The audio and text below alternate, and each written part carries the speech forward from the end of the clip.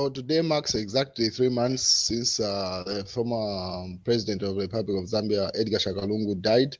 So, as you may be aware by now, Edgar Lungu died on the 5th of June 2025, and he has not been put to rest since then because there's been a fight between the Zambian government and the Lungu family on where he's supposed to be buried and the process regarding his entire funeral. So there's been negotiations that have been taking place between the Zambian government and the Lungu family to come to an agreement whether it's going to be an out of court settlement or they'll wait for them to run through the entire process of the court cases. The Lungu family lost the court case in the High Court in South Africa. Then they appealed, but they appealed straight to the Constitutional Court of South Africa instead of going to the Supreme Court. Then the Constitutional Court of South Africa brought it back to the Supreme Court to say if you want to go through the process, that's not one of the cases that can skip the Supreme Court. But since then, it seems like negotiations have been taking place, and they've stayed off the social media or any of the news platforms, be it official, traditional news platforms or online platforms. But some of the ripple effects or the results of that negotiation seems to be coming because there's been a number of apologies, especially coming from people that are more inclined to the Zambian position or the Zambian government's position and the UPND government. They've been issuing a lot of apologies based off the statements that they had issued towards Edgar Lungu's family. And one of the people is Larry Mweta. You remember he put up an apology, should have been like 4 days now, 4 days ago. He put up an apology of all the statements that he had made against the Lungu family and whatever he had called them. And then it should have been yesterday, it was reported that he's been suspended, as you see from that news headline, to say he's been suspended from his government position, should be in the Ministry of Technology. He's a director outside, and he was suspended based off issuing those statements because government had made it clear to say all statements coming in from the Zambian government side and the UPND are supposed to come through Secretary to the Cabinet, that is Mr. Patrick Chagwa. No UPND official, no government official or from any ministry is supposed to comment on the ongoing negotiations between the Zambian government and the Lungu family with regard to the burial place and the entire funeral process, apart from Patrick Chagwa, the official spokesperson on the government side. What is the Edgar Lungu family also communicated to say only Makebi Zulu is supposed to communicate on behalf of the family. No other person is supposed to issue any statement with regard to that. So as you can see from that Daily Nation news headline where Larry Mweta was suspended for demonizing the family of the late President Lungu and characterizing them as bitter family, and has been ordered to stay away from work until the matter of his disciplinary derogatory remarks against the funeral and the burial of the former head of state is concluded.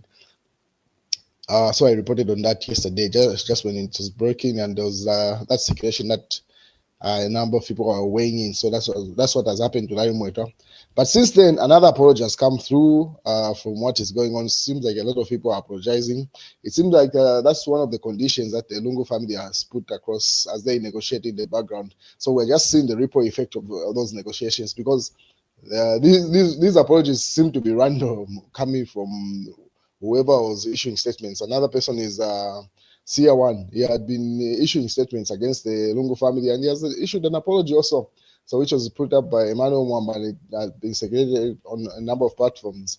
So he says today, Sia1, his original government name is Andrew Edamandu, apologized to the family of the late President Edgar Lungu for his offensive remarks, pledges not to comment about the standoff.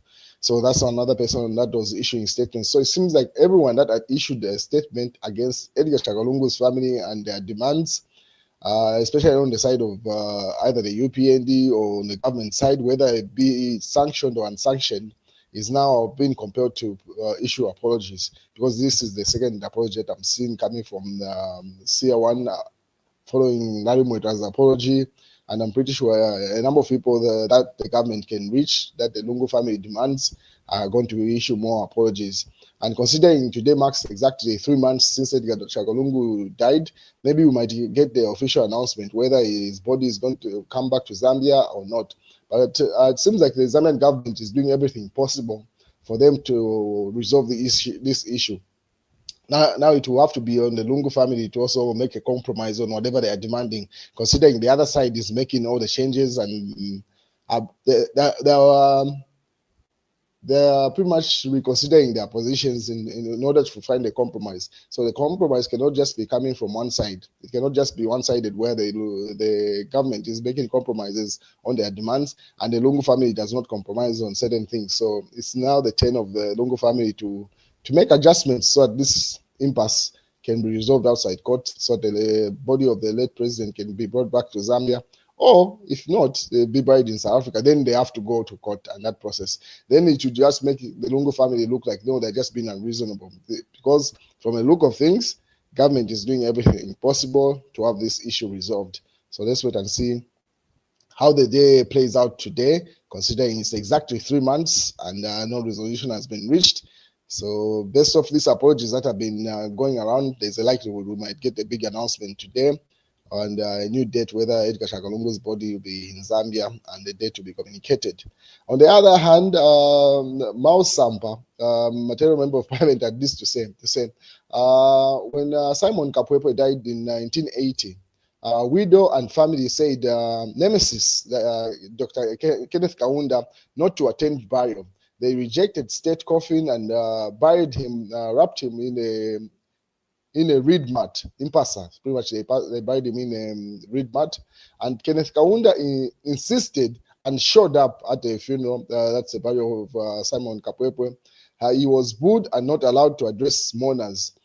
Free History 101. So Mao Sampa is simply doubling down to say, hey, because there's that big demand that has been coming from the Lungu family where they are saying President Hakainde Hichilema should not be anywhere. The body of Edgar Lungu or presiding over the funeral, that's one of the demands, and that's where this impasse is coming from.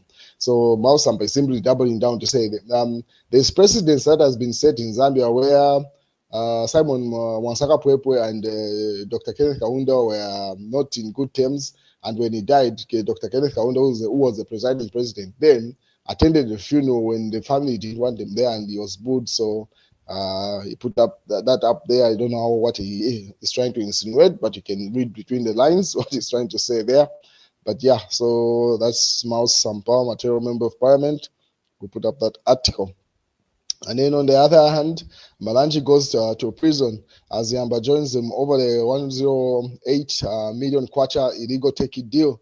So a verdict has now finally been rendered in that trial where Joseph Malanji was convicted yesterday, but the verdict wasn't given. The number of years he has to serve has just been given, and that's where that news headline is coming from. Obviously, the UPND put out this article or post. They say Joseph Bonanza Malanji gets 4 years imprisonment for possession of tainted property, while his co-accused Fredson Yamba goes in for 3 years for failure to follow financial regulations. So those are the sentences that have been given to the two individuals. Malanji has gone in for 4 years, and then Yamba has gone in for 3 years. And then obviously Kalemba just simply popularly known as Bonanza, you know, that nickname that was given to former Kwacha member of parliament Joseph Malanji. He was called Bonanza. Obviously, more news coming through. Say the state has made an application for the forfeiture of Joe Malanji's dubiously acquired properties in the Lusaka Silverest area. So that's another demand that is coming from the state, demanding those properties be forfeited to the state as a result of being, they cannot account for where the money came from. That's the situation that has happened to former Foreign Affairs Minister Chifekayari weighed in. He says a good lawyer is not one who makes long arguments in court, but one that can read the case and negotiate end results outside court. The then what happens in court is just a formality. Makebi is a bad lawyer. He would have negotiated for Malanji. So Chief Etari has been jabbing at Makebi Zulu because Makebi was a lawyer in some of the cases that Malanji was facing, and probably the same one that he's been convicted of. And Chief Etari is simply saying, Makebi Zulu is simply doing the same thing with the Edgar Lungu family there. He doubles down with a comment, says, this is exactly what he is doing with the Lungu case. It's a bad case, and he should have taken advantage of government's pretty much goodwill to engage. So he's simply saying, now that government is willing to engage with the Lungu family in as much as they're at advantage, because government won that case in the High Court, it's the appeal that they're fighting for now, the Lungu family. So Chief Etari is simply saying, Makebi Zulu should advise the Lungu family to take the deal, which unlike trying to fight this case in court, because eventually, even if they go through the entire court system of South Africa, he feels the verdict to stay the same, it will not be overturned. Hence, they need to negotiate there. But he's been jabbing at Makebi Zulu and his quality as a lawyer. In this case, he says he would have got a better deal for Malanji as opposed to what has happened to him. And then he doubles down. This is Chief Etari commenting on the verdict of Joseph Malanji. And he says, I hope the DPP will consider appealing the sentence of Joseph Malanji. 4 years, considering what they stole. So he says the amount that they stole is too much. That man should be given a more sentence. That was too much money stolen from Zambian people. He needs to go in for 10 years. So Chief Etari is appealing for a tougher sentence, or more years, 10 years to be specific. Now, one would ask to say, if you are advocating for someone to go in for 10 years, why not come back and face your own court cases and let's see the sentence that you get and the opinion that the public will have on that. So he's speaking as a runaway fugitive on the self-imposed exile.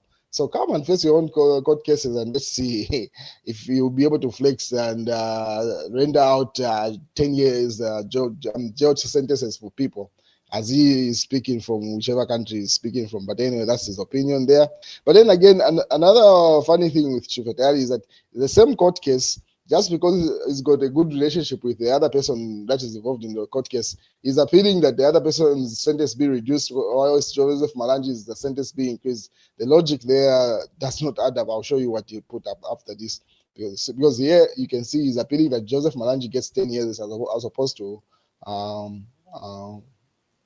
4 years. But then again, he doubles down in the same case. He says, it's not fair for 3 years for Fredson Yamba, while Malanji gets 4 years. Bayamba should have been given just a few months. So then what logic is he using there? Just because he's in a good relationship with the other person involved in the same case that got 3 years, he says that person should have only got months. What is the minister in this, the former minister, who's Joseph Malanji at this point, should have gotten 10 years? What the logic is not adding up. So he cannot just render verdicts based off the benefits that you might have enjoyed on one person and you didn't enjoy from Malanji. So the logic there is flawed, honestly, if you analyze it. On the other hand, given when they issued a statement after those verdicts and convictions, he says, Patriotic Front members are potential prisoners under the United Party for National Development, UPND. So given when it says, probably these are not the last for convictions, so pretty much everybody is at risk because it seems like they are fighting a political battle as opposed to a legal one. That's according to given when they're there. Patriotic Front acting president and also alliance chairperson, Vice President Hakainde after meeting the UNZA students, he added a new caption. He says, Bali is cooking something special for youths of Zambia in Sepera. So he simply says, stay tuned. An announcement will come with regard to the benefits that the youths are likely to get as we head into 2026. The mass newspaper says the Zambians are tired of the UPND and signs are clear. People are ready to kick out the current leadership. So that's according to Copeland. So that's an opinion coming in to say the UPND is likely to be kicked out as we head into elections, according to that individual in the mass newspaper. And that was what is in the Real Times. And then there are some headlines in the previous that I want to tackle, where it was this one, where it was regard President Hakainde Hichilema there. So you can see just down there says Hakainde Hichilema will cruise through 2026 pause with ease. That's the director of the UPND media. He says, looking at the political landscape right now, Hakainde Hichilema is likely to win and cruise easily into 2026. And then let PF get justice at Shangaram with regard to the pending pleads with the Chief Justice, Dr. Mulila, to ensure that the artificial confusion in the former ruling party be resolved, and be resolved now that the warring parties have decided to reconcile. So as you may be aware, Mao Sampa said his convention was illegal, making anything that came out of that illegal. So now that has been issued his consent, then PF is supposed to be given back to Given Wind and the rest of them. And that's what is referring to there. Mr. Joseph Malanji's court case making news there. And that's the news, ladies and gentlemen. So today marks exactly 3 years after, 3 months after Edgar Chagwa died. And probably we might get an agreement between government and the Lungu family today. An announcement will be ideal today. If not, we'll wait and see how it plays out. And that's the news, ladies and gentlemen.